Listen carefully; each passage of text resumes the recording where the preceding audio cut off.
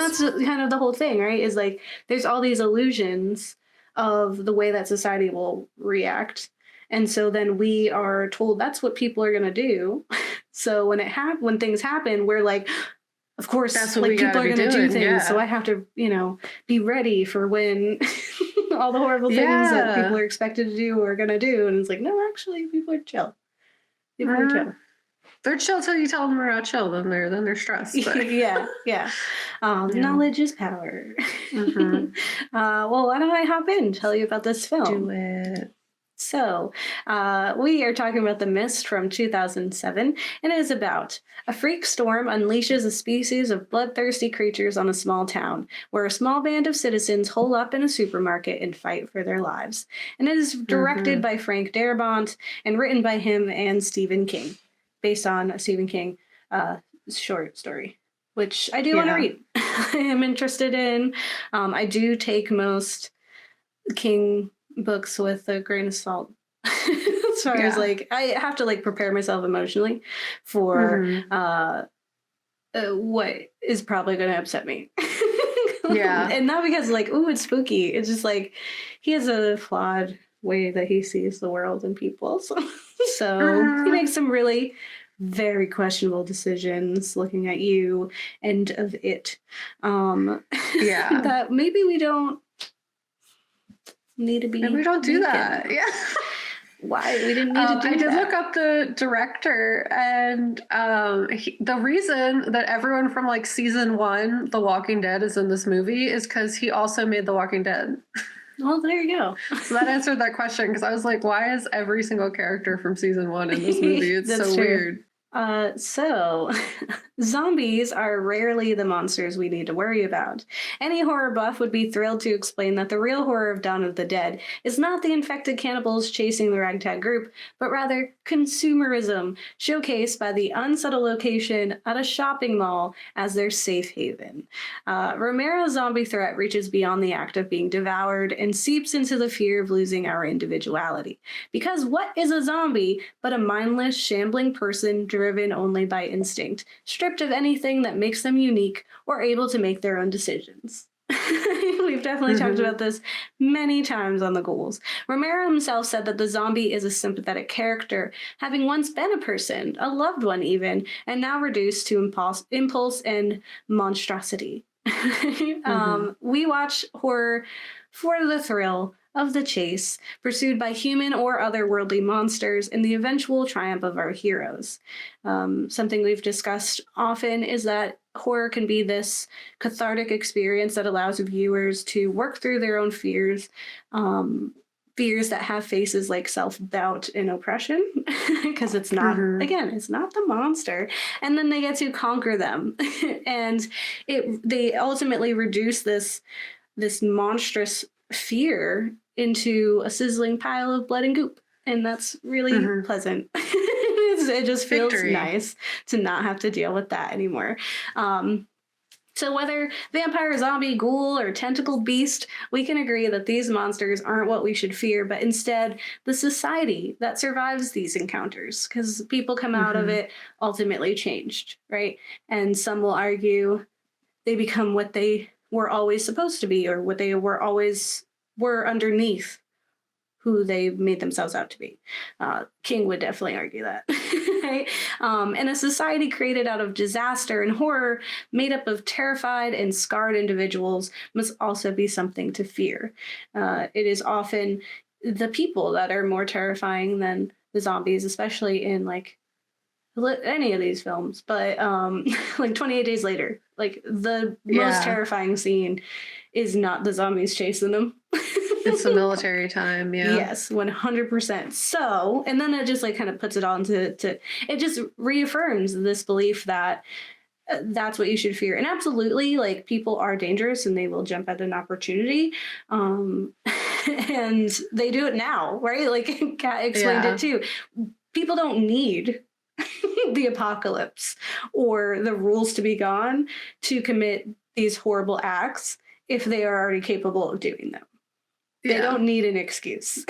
And so when we monstrosize villains or like bad people, it separates us from them, as Kat has mentioned, and especially in our Swarm episode, right?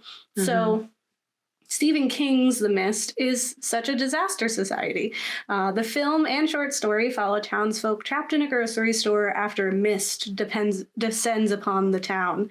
And this mist proves itself more ominous than first believed, housing monstrous beings with tentacles, skittering bugs, and worse, skull-patterned spiders that lay eggs inside of you. Worst thing in the entire world. Worst. It's the worst. The whole movie could have been that, and I would have been like, sold. Yeah. I don't want to be there. Yep, you got me. Yeah, you're right. Forget society. I don't even. Yeah. I didn't know this was my nightmare. It is. Yeah. Yeah, I was like, wow, this is like the scariest movie I've ever seen. Yeah, actually, I thought it still haunts me. Of being trapped and being in space. Turns out it was afraid of spiders. So all of these are truly and effectively terrifying, stirring in us deep, unspoken fears of these creatures and making our skin crawl with the thought of them. However, this premise is easily survived. Simply stay out of the mist. And in the safety of the store, we take care of each other as a community, and we survive the night or several nights. Right? It's really survivable. Such a short period of time. Yes. They really just had to like stop yelling at each other for a minute. And we see at some point that there are other people who've survived. So yeah, like clearly you just had to hunker down. Like you just had to be nice.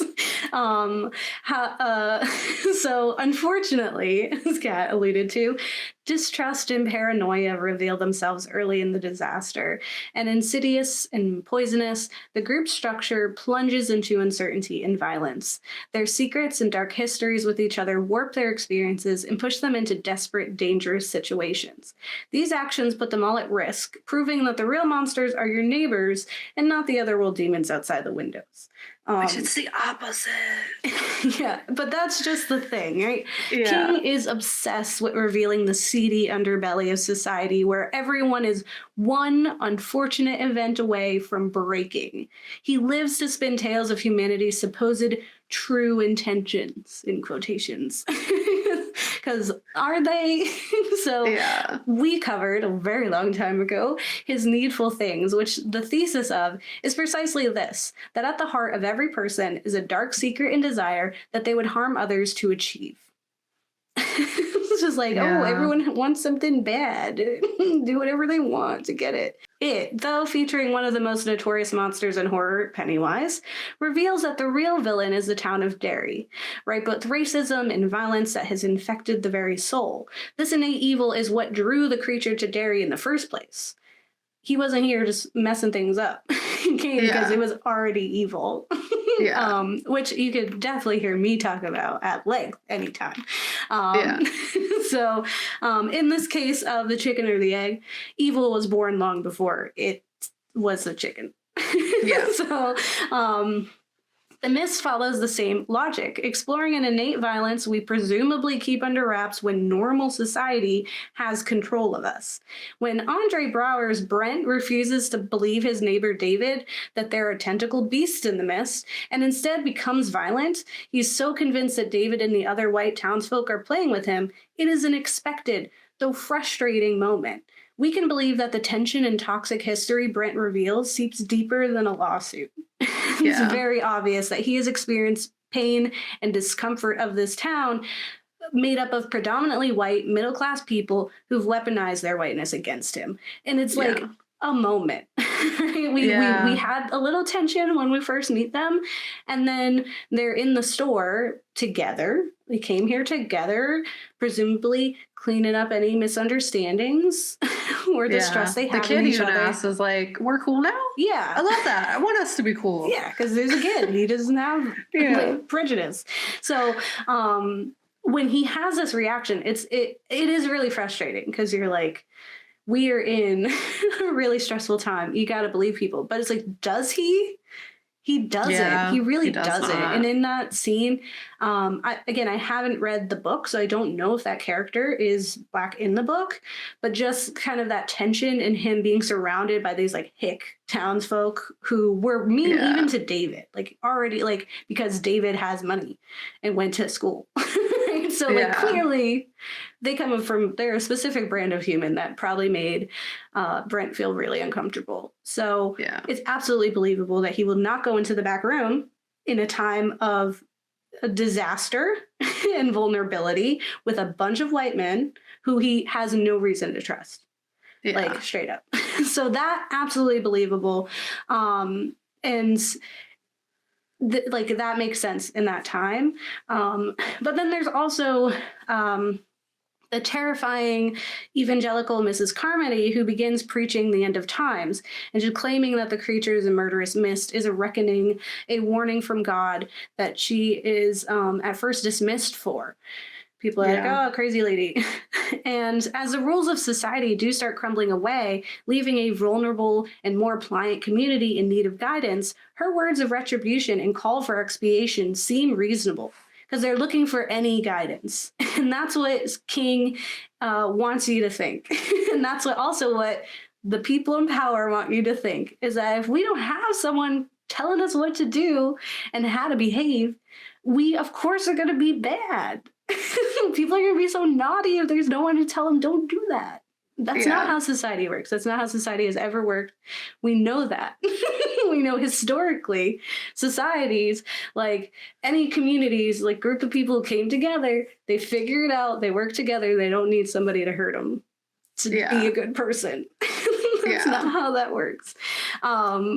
So for them, having this person who gives them an explanation and guidance and a way out and some type of person in power that they can look to, it really just warps the way that they understand this situation. And so it becomes this idea of like, what's one sacrifice for the betterment of their new society? Okay, God wants them to do that. So, but do keep in mind that the film takes place over, what is it, like 4 days? And for King, humanity is one horrific tragedy away from collapse, and it can crumble in less than a week. Yeah. That's what he wants you to think.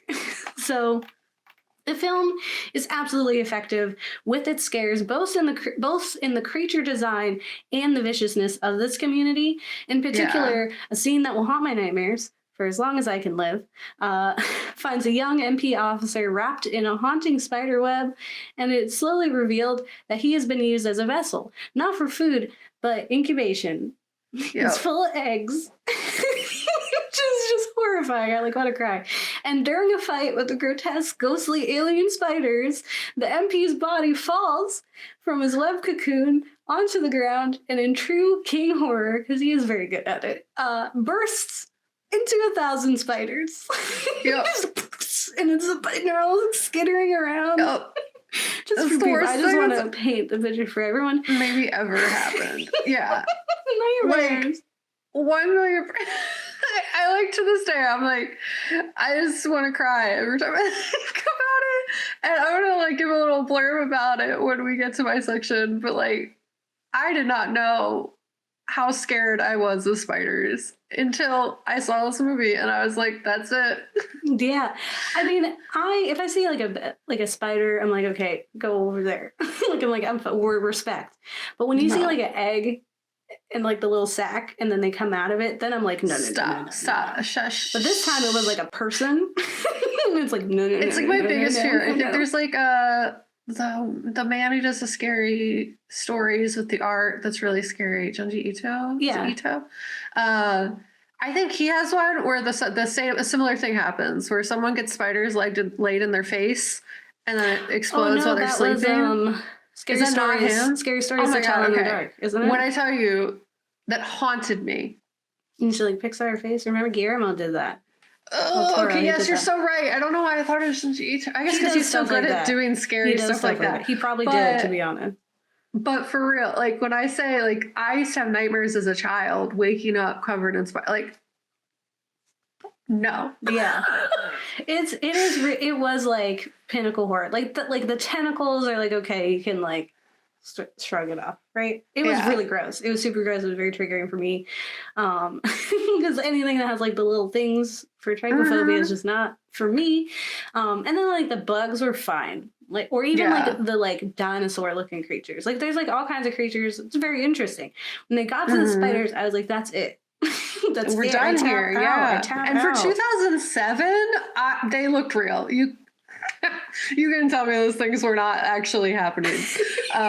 They were like shockingly convincing and so upsetting. I don't understand. It was 2007. The design graphics were not that good, were they? I don't know. It was like the whole movie felt like it was full of myths. I'll tell you that. But it like when he fell and he burst into spiders, I was like, that's it for me. And that's just the thing, right? After that event, that would surely break anyone's psyche. Yep. Mrs. Carmody's insane rants of God's punishment absolutely ensnares the community of the store. It makes sense. After you see that, how could you not be like, okay, yeah, God did that.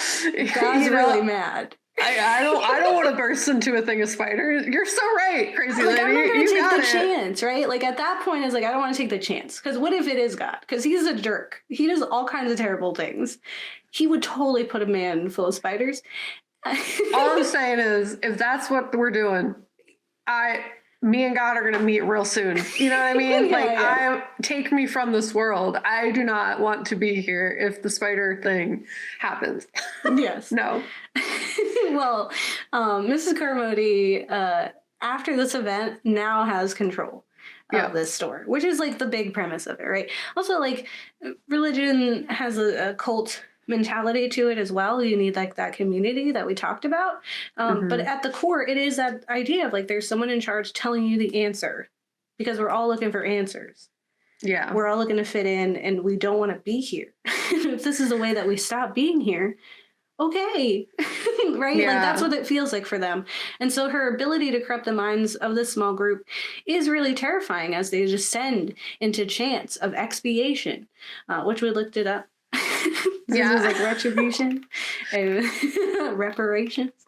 Before they end up in their, wild hysteria, stab a young military officer as a sacrifice to her Old Testament God.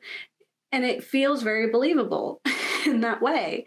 And The Mist is one of the most horrifying films that I've seen in a long time, specifically for that, and because it was believable in that, like, people do get riled up by religion and they're in need of something like that. But I couldn't help but consider the inaccuracies of King and director Frank Darabont's envisioned fallen society after learning some information. So thanks to a very helpful and thought-provoking video by TikTok user Better Strangers Book or Matt Hirschberger, my expectations of these disaster societies have been forever changed. And in the video, he explains that people in the field of disaster studies have found in their research evidence that contradicts King and Darabont's dark world.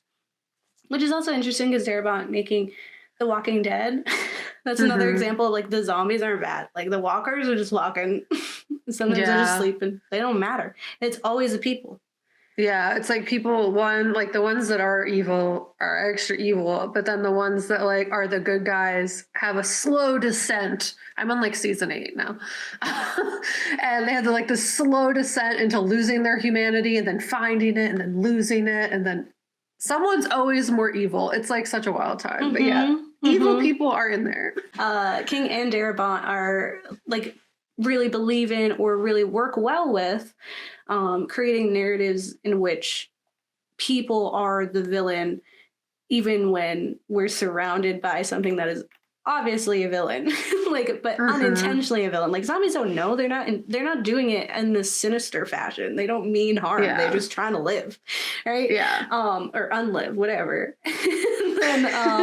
But people in, so. Yeah. But apparently, when it comes to real life disaster situations where you would expect, because of narratives like this, narratives both fiction and nonfiction, how many news reports do we have that cast this story of people being the true villain and the horror of the story?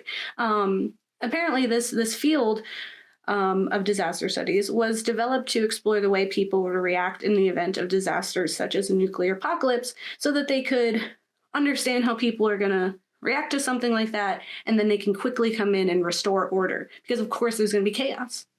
People are going to go crazy. We got to get in there. We got to fix it. Yeah. So they're like, let's figure out what people do so we can get ahead of that, because the nuclear, like, we're very, very close to midnight, even closer now than we've ever been, obviously. So what they found, however, was more often than not, in disaster situations, humans actually behave quite well. No. The narratives pushed in the media during times of crisis tend to highlight crimes like looting, which occur far less and much less violently than they are reported to be. Also, it's like, that's stuff. That's stuff that we probably need. In fact, any looting that does occur is often from people needing to go to the store during a disaster and finding it closed, or worse, fearing scarcity, so they become desperate for those goods and then take them. Yeah. And sometimes they take stuff. Honestly, like, when the society collapses, money doesn't need to exist, so just take what you need. We're gonna be good. We're gonna be good. And it's like, okay, so someone takes some shoes, like, they probably need those sneakers or whatever. They're just sneakers. Yeah, it goes with the whole thing. It's like, you see someone shoplift, let them. You know what I mean? You know you didn't, right? You see someone that you know you didn't. Like, because what? It's stuff. It's stuff. Yeah, it doesn't matter. Anyway, but what the news is reporting is like, oh, these were looting, crime. People are just ready to be evil, and of course it's always very specific people. But the mist is a glimpse into a vision of the disaster society that authorities dream of. Because what has been discovered in those by those in the disaster studies field, as well as writer Rebecca Solnit, is that in times of crisis, people do not wait for authorities to get things back in line, but instead quickly work to support and help one another. They just like hop right in, because of course. In her book, A Paradise Built in Hell, Solnit describes them as disaster utopias, citing incidents such as 9/11, where civilians were seen helping others get to safety. The TikTok user even explains, like, helping wheelchair users get down the stairs, like, even at the risk of their own lives, long before the first responders arrived, which is like, they're also amazing. Everyone was amazing, but there was already people doing the work at the time that don't get the same acknowledgement, right? Hershberger, because people think like you're gonna like trample over everybody, like, we gotta get down, so don't save anybody, and they did the opposite of that. So, well, let's think, why does the plane have to tell you to put your own mask on before you help somebody else? Because it's your instinct to help somebody else. Because you're like, oh, let me, like, but of course you can't help them if you're dying. So, but it's our instinct to. So, Hershberger, the TikTok user, also goes on to explain the Manhattan boat lift incident, in which civilians with boats from New Jersey, Staten Island, and other neighboring areas achieved a bigger rescue than that of Dunkirk in World War II, where all these regular people took their boats and tried to rescue people from Manhattan from this horrible thing. So it's just like, people just show up. Like, that happens quite often, right? Solnit explores how the only ones this narrative of disaster society serves are those already in control, enforcing these horror scenarios in which the world is plunged into chaos if left unattended allows them to swoop back in and regain control. It's like, oh, the world's going to be so crazy. Let us come in here. Let us get in here and fix it all up. Because you guys are like, you can't do it yourself. Like, you need help. We need to hold your hand. And like, what's wild is, like, in reality, if you see a military person in an apocalypse scenario, you run from them, because in every show, like The Last of Us, for example, the military people, if you thought you were going to go get help, they murdered you, because it's easier to take care of a small group than a big group. So don't go to the military or anyone else. Like, talk to your neighbors who you've known for a while. You know? And I mean, those in power have always used time of crisis to push their control further. If you just think about 9/11 specifically. Oh, what is a little bit of our securities and our privacy when we can protect everybody? Like, oh, we can give up those. You can give up a little of that. You can give up a little of that. Act. Yeah, it's fine. Like, Snowden's like, it's okay until something else happens and you're like, oh wait, none of that really mattered. But so there, like, it is benefiting a very specific group of people. Doubt and fear are powerful tools of the oppressor. Yes, I was saying like to Mike, I was just like, it is like a George Orwell dream. Yeah. It's like you instill fear. What I referred to as a George Orwell dream was actually hustle culture. It's like because you convince everyone to be like, working is cool. Working hard for we love this. is awesome. Like I would see my family in 2 weeks. I'm love it. But I'm getting that money. Catching a bag, like that Orwell would be like, what are like I couldn't have wrote that. It's so much better. Yeah. Orwell would also like agree with this because it's the better, right? So, in an article on Alta Journal Online titled Rebecca Solnit Considers Disaster Utopias, writer Anita Felicelli enforces Solnit's understanding of the strength of our communities without authority, saying, early in the book, for instance, she disarms us with the story of a blackout in New York City in 2003 that revealed the Milky Way, long hidden from view by light pollution. Far from serving as a source of panic, the blackout becomes a metaphor for the brief utopias that bloom after disaster, showing humans what they could be to one another. Solnit explains that the current social order is something akin to this artificial light, another kind of power that fails in disaster. She doesn't see our hierarchical stratified social order as inevitable. It's human-made, which means we can unmake it too. Which is like finding this, I'm like, I'm gonna read this book. It's on my list now. I've read a little bit, but I was like, this is so hopeful. We don't really get a lot of that, especially with us being in horror and covering that. It's kind of nice. It's nice for me to hear. Like when we watched that one movie, it was like the meteor comes. Oh yeah, don't look up. And how like that was just so devastating. And like you kind of need hope to facilitate change. Yeah. Otherwise, like people are just going to freeze in like a permanent executive dysfunction out of how overwhelming the battle is, And it's just like to see something like that, right? Like to equate this authoritative power structure as the light pollution that if it were gone, imagine the Milky Way, imagine the whole system we could see and we could flourish under were we not shadowed by this overarching power. That's so beautiful. All right, me and Solnit, we're gonna write some books together. Anyway, Solnit reasons that we have a much stronger connection to our community and are innately capable of activism and support of our neighbors versus the innate violence that King and totally blanking on his name. Frank. King and Frank believe in. So we have a desire and need to care for each other. And as Kat explained in our Swarm episode recently, we're hardwired for connection. What keeps us from that free connection and support is an authoritative minority that wields the messages keeping us obedient.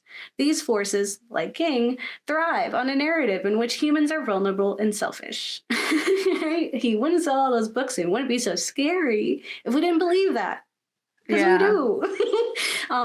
Felicelli argues that Solnit believes strongly in humanity's potential, saying if people know how to strengthen the social fabric with moral action in such instances, why is it so challenging to create a society in which we can make sure neighbors are given shelter and food and civic love predominates? In one of Solnit's disaster utopias, the monsters in the myths would be no threat at all. We can envision an alternative ending to one so notoriously grim, one in which the neighbors of the small town work together to reinforce the windows and doors and hunker down until help arrives. In this utopia, Brent and David are able to put aside their differences and work together to protect their home and neighbors.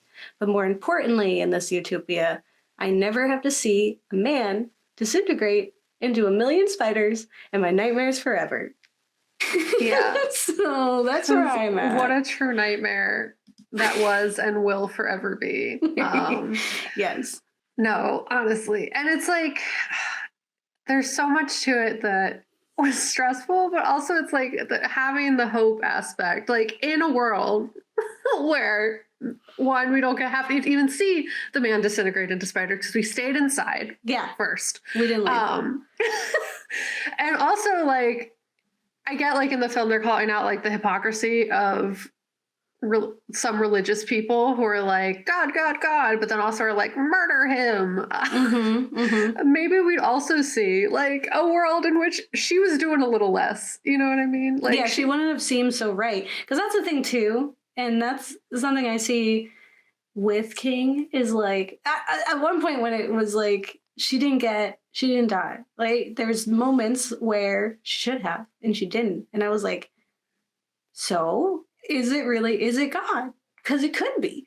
And I was like, it's getting a little too M. Night Shyamalan here. It's getting a little too spiritual. It's getting a little too... I think it was a coincidence. She stood still so the bug didn't sting her. The other girl was like flapping at it and like trying to hit it. So like, of course, it thought it was a threat. She was like, I'm chill, don't eat me. And it was like, all right, cool.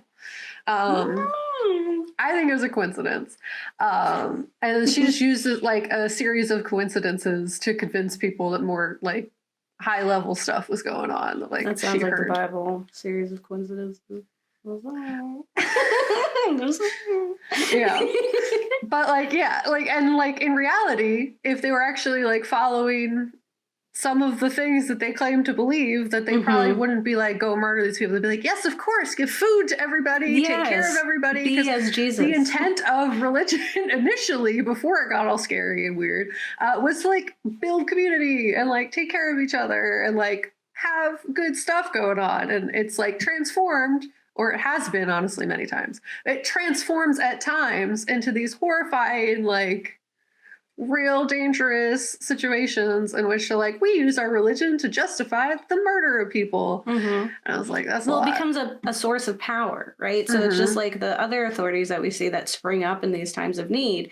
That's just another version of it, right? It's just that they have a different, like, you know, platform that they're standing upon. But ultimately, at the end of the day, it's the same, like, message, right? It's just like, follow me. I know what's right for everybody, and what's right for everybody is that we get rid of all the ones we don't want, the ones who don't listen to us. They're not. Yeah, it was like that meme you sent me the other day, where it's like the train analogy or the metaphor, and it's like, oh, I solved it. I just murdered the person who kept tying everybody to the tracks, and I was like, exactly, it's over. That's all you're gonna do, because that's what the trolley problem answer is. Get rid of the person. Putting people on trolley tracks. Yeah. So that would be the solution. That's why, like, halfway in the beginning of the film, I was like, oh, she's dangerous. You need to get rid of her. Yeah. And then I was right. You definitely should have got rid of her earlier. I don't know. But it's fine. It is what it is.